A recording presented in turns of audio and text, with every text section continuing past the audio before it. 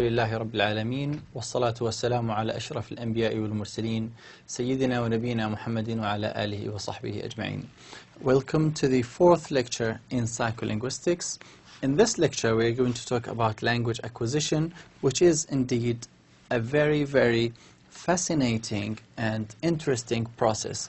It tells us a lot about how the brain works and how it influences language, or how language functions in the brain. Last week we looked at how different functions are represented in the brain, and just as an example of that, before we go and talk about language acquisition, just before we go there, we have something that is called dichotic listening experiment, which is also related to language acquisition, and it tells us a lot. What is dichotic listening experiments? Or what is dichotic listening experiments? In this kind of experiment, participants are presented with auditory stimuli, so to the right and to the left. Let's say a headphone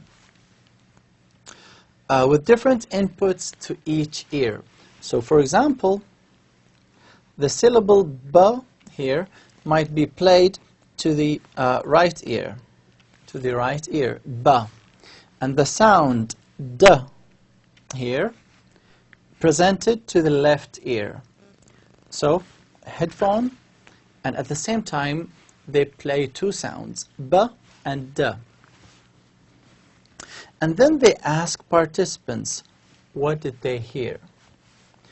Overall, the right ear are reported with greater accuracy than stimuli presented to the left. So whatever that you hear to the right, you hear it more than what you hear with the left ear. Why is that? First of all, can you analyze what we talked about last week, and then try to come up with conclusions? So why is it that when we play two sounds at the same time to both ears, we tend to hear the sound that is played to the right ear? I try to find an answer. The answer is going to be shown in the next slide. And the answer is the right ear advantage for language. So there is a right ear advantage for language. Why? This occurs because a linguistic signal, I'm going to read it straight off the wall here. It occurs because a linguistic signal presented to the right ear arrives in the left hemisphere for decoding by a more direct route than does a signal presented to the left ear. What does that mean? Do you remember last week we talked about the fact that control of the body is contralateral? So the right hemisphere controls the left side of the body, the left hemisphere controls the right side of the body. Remember that. Now it's the same with the ears.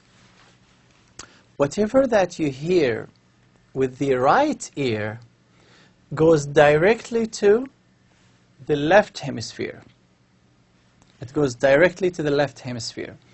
But what about the signal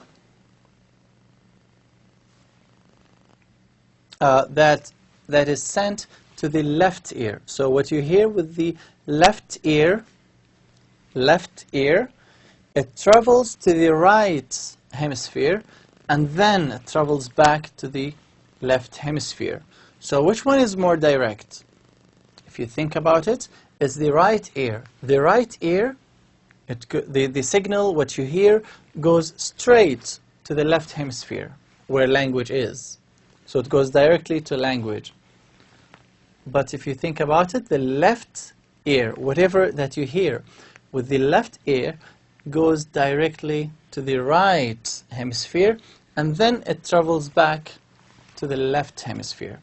So whatever you hear to the right ear goes directly to the language center, and that results in the right ear advantage for language. And this is the reason. So the information presented to the right ear is decoded by the left hemisphere earlier than the information presented to the left. And you know why. So you see, it's really interesting. This is just hearing. We are talking about hearing. And hearing is a very simple process in general. But language is so complex. So language acquisition, language learning is really, really interesting. And it takes a lot of effort and a lot of processes in the brain. But we might not know them. For example, we might not know that there is a right ear advantage for language. But now as we do more research, we know more about language. So it is really, really interesting. Okay, now language acquisition. According to some scholars, language acquisition is not possible without two basic ingredients or conditions, let's say. First of all, a biologically based predisposition to acquire language. What does that mean? You need to be genetically, let's say, or biologically ready to acquire language. What does that mean? Give us more examples. Well, for example, you need to have a functioning brain. Your brain has to be functioning well to be able to acquire language normally. If a person, for instance, has problems with hearing, like severe hearing loss, then of course that person might have difficulties acquiring language. Also, someone with a brain lesion might face difficulties acquiring, understanding, comprehending, or even producing speech. So anything with language might be difficult if there are brain lesions. Plus, if you think about it, only humans, as we said in lecture number 1 or lecture number 2, only humans have this predisposition, this readiness to acquire language. Other animals don't. Animals don't have this readiness to acquire language. But we as humans, we are biologically ready or predisposed to acquire language. So that's condition number 1. What is condition number 2? It's experience with language in the environment. Now, let's imagine a person with a fully functioning brain, but that person is locked in one room. Would that person be able to acquire language? Or would that person have difficulties? Obviously, if there is no experience with language in the environment, no input, there will be no language acquisition. So both are equally important. First of all, a biological readiness to acquire language, then experience with language in the environment, input, in other words. All right, let's take the first condition, a biological predisposition for language. If you say that people are born with something in the brain that makes it possible for them to acquire language, then you are following the nativist model for language acquisition. The nativist model for language, or of language acquisition. All right, and this is proposed by Noam Chomsky, the famous linguist. Right, the nativist model for language acquisition. Think about it. The nativist, it comes from native, so it's native to you. You are born with it. Okay, you are born with this ability to acquire language. You have something in the brain that makes it, or in the body that makes it possible for you to acquire language. This is called the nativist model of language acquisition. But any biological part, any biological organ must have experience with the environment. For example, eyes or muscles. We are all born with muscles, but unless you have experience with the environment by lifting things or moving things, by walking, the muscles will not grow naturally, okay? But if you have experience, if you move the muscles, then yes, they will develop, let's say. It's the same with language. Yes, we are born with something that makes language acquisition possible, but you need experience with language in the environment. So basically, if there's no input, there's no acquisition. All right? It's again same with muscles. Muscles will not grow and develop without experience in the environment. And that's true with most biological systems. All right. So, if now we agree that there's something in the body that is responsible for language acquisition, it's still, or let's say, and we also have experience with language in the environment, we still need something in the body that processes language and makes it possible for us to acquire language. And that led the famous prominent linguist Noam Chomsky to propose what he called the language acquisition device, LAD. Language acquisition device. So according to him, there is a device in the body. Of course, it's not tangible, it's not something that you can touch, but it's a faculty of the brain that is called the language acquisition device. As in, there's a device in the brain that processes language. Let's look at his thoughts about the language acquisition device. First of all, he said, we have input, and here we have output. Okay, so input, what you hear, what you read, this is called input. So signals in the environment, speech, gestures in one or more languages. And of course, this is external to you. This is, of course, external to you. What you hear or what you read. This is input. Now it comes to the brain. There is something that is called the language acquisition device. Language acquisition device.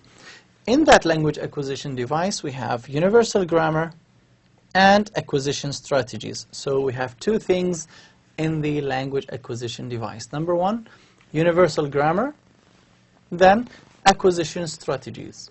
What are they? We are going to look at that right now. Universal grammar consists of principles and parameters. Principles governing all languages in the world, all human languages. So when we say universal grammar, we are not referring to Arabic, we are not referring to English, and so on. We refer to all languages. There are some rules that govern all those languages. All right? So all languages follow the principles. Now the parameters, what are they? This is where languages differ. Parameters. Think about it like on and off, like switches. Okay? So, for example, gender distinction on nouns, it might be on in Arabic because this word is masculine or feminine. But in English, no, it's not grammaticalized. We don't have a car. Car is not feminine or masculine in English. Car is a car. But in Arabic, car, if you translate it, then you get a feminine word. So this is called parameters. This is where languages differ. But when it comes to principles, all languages have syntax. There are general rules in syntax that all languages in the world follow. Then we have something that is called acquisition strategies, and we are going to look at them right now. So after universal grammar and acquisition strategies do their job, we have something that is called, or something that results from that there, And this is lexicon and grammar. And we talked about that in lecture number 1.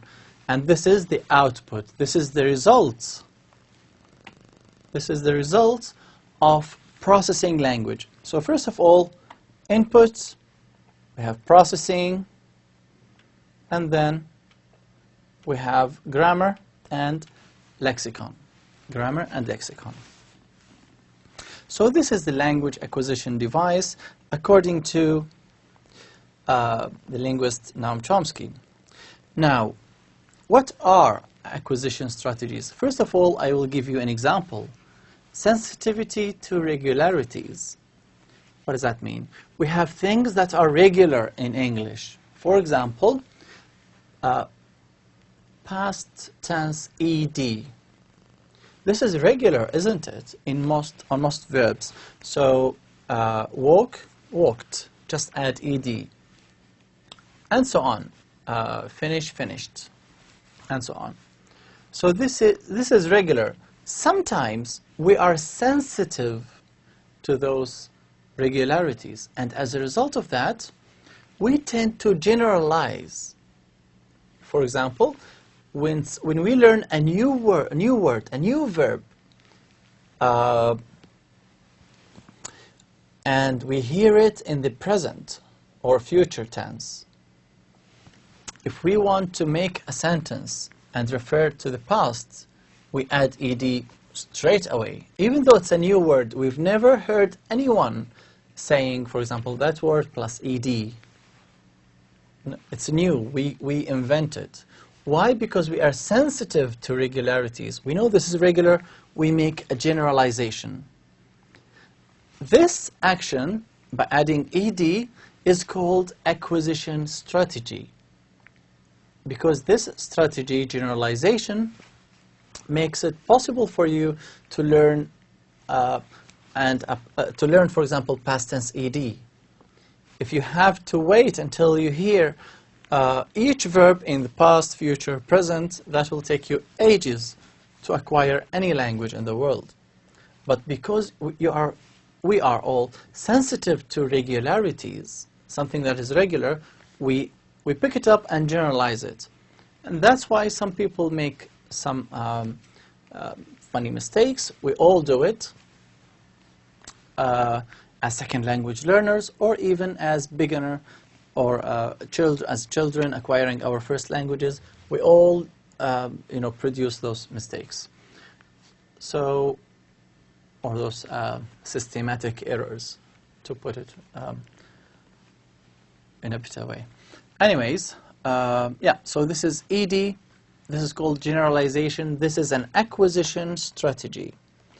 And they will determine what will be the most salient as in easy to notice, salient and easily acquired aspects of language. For example, past tense ed, or plural s, and so on.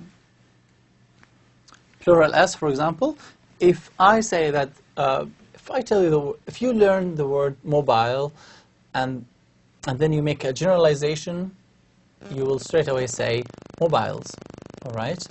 If I invent a new word that you've never heard before, and I show you this, for example, pen, and call it a new name, you will, and then ask you to give me the plural, you will just add s to whatever that new word is. So I give you a new word, you just put s straight away, even though you've never heard that word in plural before. But because you learned it, you learned that you have to add s to make plural, then this is called acquisition strategy. It makes it easier for you to acquire languages faster. All right. Now, the primary purpose of the children's linguistic environment is to provide what we call positive evidence. What is positive evidence? It's information about the language the child is acquiring. It's really, really important. Now, we mentioned this ed, this s, all those rules. How do we learn these rules? as children, think about children acquiring their first languages. They don't learn it by, listening to rules, like add s if you want to make plurals. No, they learn it from the environment. And they learn it without instruction, without teaching. And they learn it from what we call positive evidence. What is positive evidence? Again, information about the language the child is acquiring. It's as simple as that. Whatever the child hears, whatever, is called positive evidence. All right? And this is the primary purpose of the child's linguistic environment, is to provide information about how the language works. So who are the providers of positive evidence? The answer is very, very simple. If positive evidence is whatever the child hears, then obviously the positive evidence providers are, or could be parents, could be siblings, brothers, sisters, could be neighbors, could be other children around them, teachers or caretakers, and so on. So those surrounding the child and giving the child positive evidence are the providers of positive evidence. Now we go back to the question, should we teach children language? Let me give you two examples.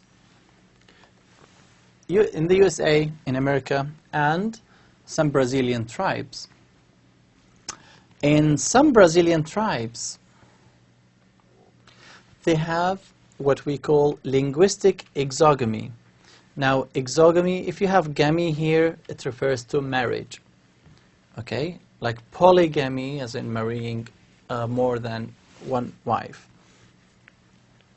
X and N, of course, we learned all of these morphemes and prefixes in the previous courses.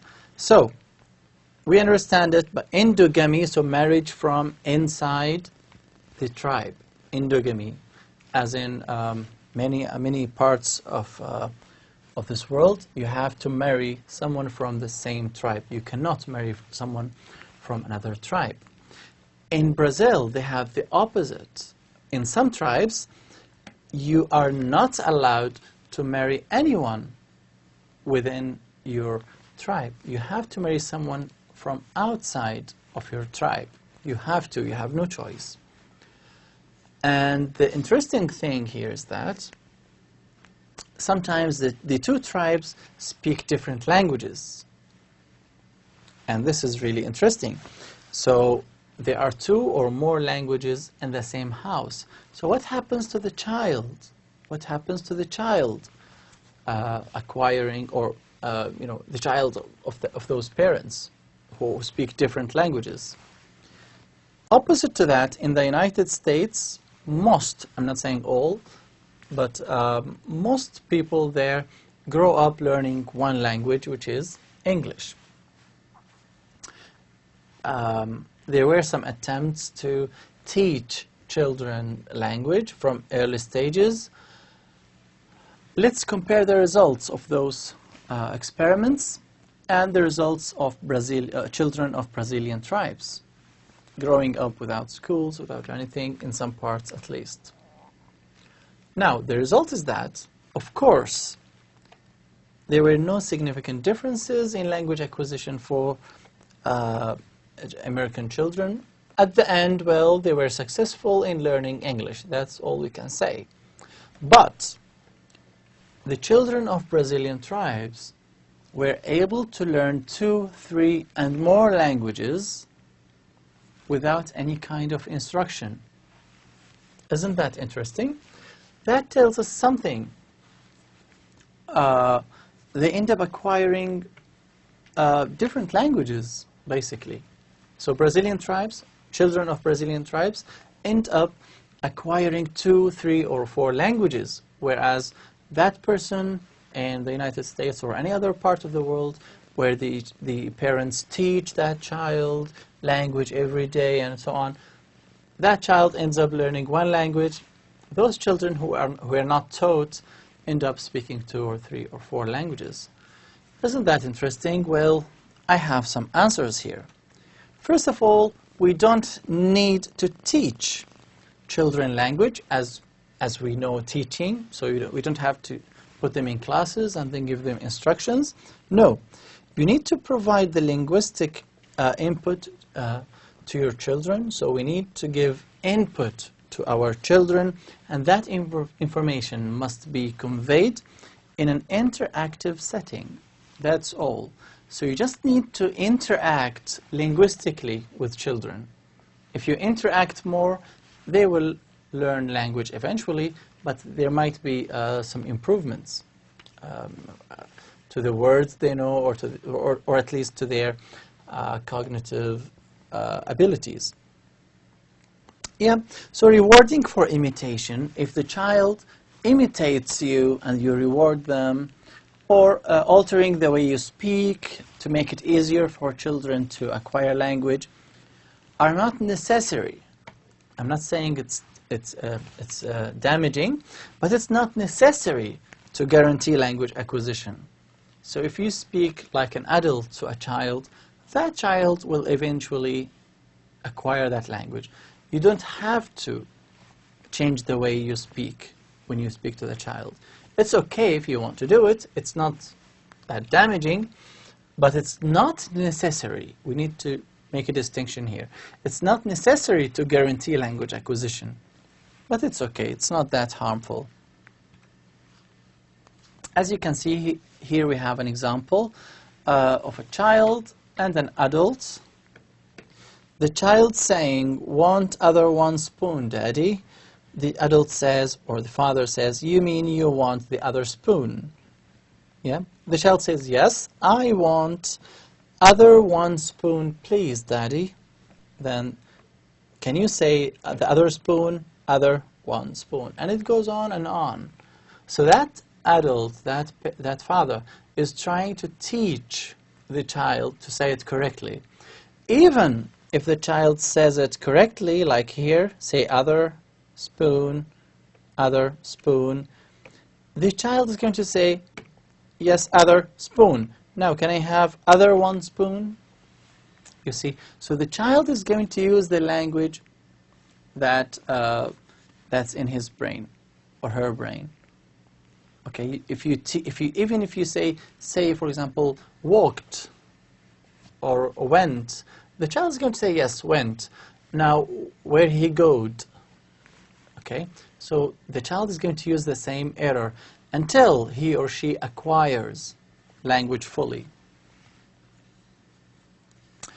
All right, so now here someone might say, well, where did the child hear this construction from? You want the others, where's that? Want other one spoon. Now the child did not hear this sentence before, right? Because adults don't speak like that. And that leads us to this part here. Children mostly hear positive evidence, correct language, or input, and rarely, very rarely, do they hear negative evidence. What is negative evidence? It's the opposite of positive evidence. That is ungrammatical language. Children rarely hear negative evidence. Sentences like this one. Want other one spoon, Daddy. They don't hear sentences like this. So where did they bring it from? Where did they hear it? Well, that tells us something about the processes in language acquisition. This is one of the interesting things in language acquisition. That is, we need to, or children, we all as humans, we need to follow some steps. We cannot jump and be perfect from day one. There are some steps, we have to follow those steps. And this refers to one of the steps in language acquisition. We have to go through this area where we make generalizations, we make computations, human thinking, Yeah, so a lot of thinking, but it's unconscious, by the way, a lot of unconscious processes. And then, when our languages mature, that we are able to speak language fluently without any of these mistakes. All right. All right. Just overall, word order, for example, is acquired at 14 months. So before 2-word sentences, before receiving any feedback on it. So word order, so as in subject, verb, object, children tend to learn it before even being able to, or before receiving any kind of instruction on that. You'd never find any parent, any brother, or anyone talking to a child and saying, you have to use the subject first, you have to use the object first. No. We don't talk like that to our children. But still, the children know something about word order in English or any language that they are acquiring, even at 14 months. And this is documented, by the way. So the conclusion is we don't have to teach children language. They will figure it out themselves. This is it for today's lecture. I hope that you found it interesting and easy to follow. If you have any questions or any concerns, please ask me in the live session, and I will be there to answer all of your questions. Thank you very much, and see you next week, inshallah. Assalamu alaikum.